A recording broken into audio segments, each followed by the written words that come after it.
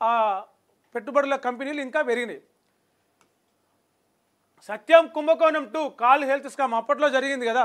సత్యం అనే పేరునే ఉల్టా చేసి మెటాస్ అని చెప్పేసి సత్యం రామలింగరాజు కొన్ని వేల ఎకరాల భూములని మొత్తం గోల్మాల్ చేసిన కుంభకోణం దేశవ్యాప్తంగా అప్పట్లో సంచలనమైంది. దాని మీద కేసులు నమోదైనాయి, విచారణ అయింది. సత్యం రామలింగరాజు జైలుకు పోయిండు. ఇప్పుడు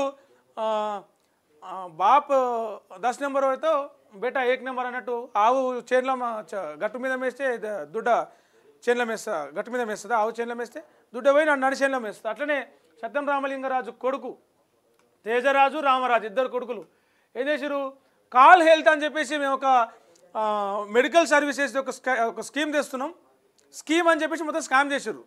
స్కీమ్ తెస్తున్నాం ఒక్క ఫోన్ కాల్లోనే, అంటే డిజిటల్గా మీరు ఏదైనా హెల్త్కి సంబంధించిన సేవ కావాలనుకుంటే ఒక రక్త పరీక్ష కావచ్చు, మూత్ర పరీక్ష కావచ్చు, ట్రీట్మెంట్ కావచ్చు, ఇంకా డయాగ్నోస్టిక్స్ కావచ్చు, ఇంకేదున్నా సరే అంత ఫోన్లో ఇది చేస్తే మీకు ఇంటికే వచ్చి సర్వీస్ చేస్తారు. అలాంటిది ఒక కొత్త సర్వీస్ ఒకటి అందుబాటులో తీసుకురాబోతున్నాం, దానికి పెట్టుబడులు కావాలని చెప్పేసి తిరిగిరు.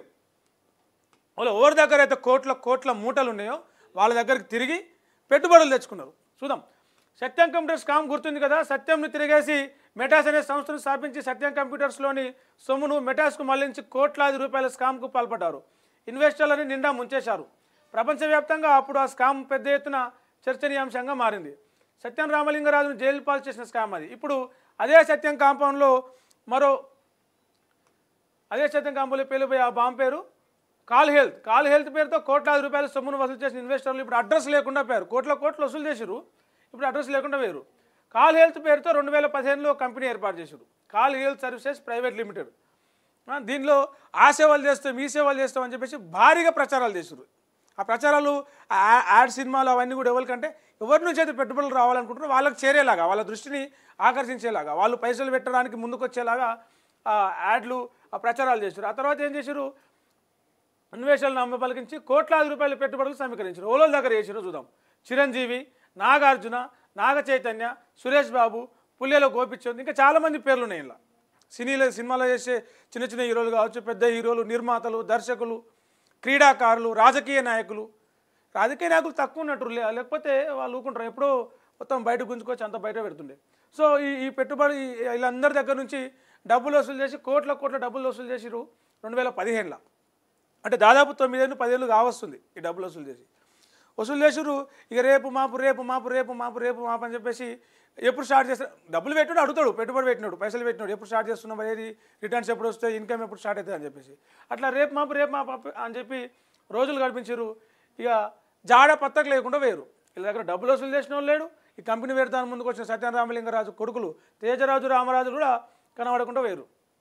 ఎంతైనా అయ్యే జాడలో నడుస్తురు.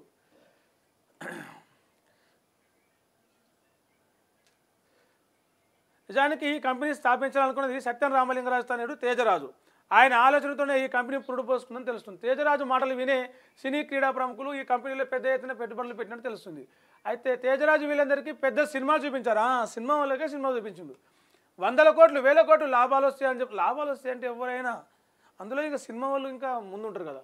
2015లో ఈ కంపెనీ స్థాపించి పెద్ద ఎత్తున పెట్టుబడులు రాబట్టిన తేజరాజు ఏళ్ళు గడుస్తున్నా ఇప్పటివరకు కంపెనీకి సంబంధించిన ఎలాంటి ఆపరేషన్స్ లేవు, అప్డేట్స్ లేవు, కంపెనీ లేదు, తీసుకున్న డబ్బులు లేవు, తీసుకున్న మనిషి లేరు. జంప్. సత్యం 2 ఈ స్కామ్. మరి వీళ్ళను ఎప్పుడు పట్టుకుంటారు, ఏడ దొరుకుతారు, వీళ్ళు పెట్టిన డబ్బులు ఎట్లా వెనకకు రావాల్సి వస్తుందో. మరి పోయి ఎకనామిక్ వింగ్కి కంప్లైంట్ చేసి మేము మోసపోయినామని చెప్పేసి కంప్లైంట్ చేసే ఆలోచనలో వీళ్ళు ఉన్నారు. చిరంజీవి, నాగార్జున, సురేష్ బాబు ఉన్నాడు, వెంకటేశ్వర్లు అన్న, సురేష్ ప్రొడక్షన్స్, సురేష్ బాబు, నాగ చైతన్య, పుల్లెల గోపిచంద్, వీళ్ళందరూ కూడా ఎకనామిక్ వింగ్కి కంప్లైంట్ చేసి ఇట్లా మేము సత్యం రామలింగరాజు కొడుకు మమ్మల్ని మోసం చేసిండయ్యా, మా పైసలను ఎత్తుకుపోయినని చెప్పేసి కంప్లైంట్ చేయబోతున్నారంట. కంప్లైంట్ చేస్తే మరి వాళ్ళు దొరుకుతారా, ఏడుంటారు, అసలు ఎన్ని కోట్ల వసూలైనాయి, ఎన్ని కోట్లు వేసుకొని వెళ్ళిపోయారు అనేది తేలుతుంది.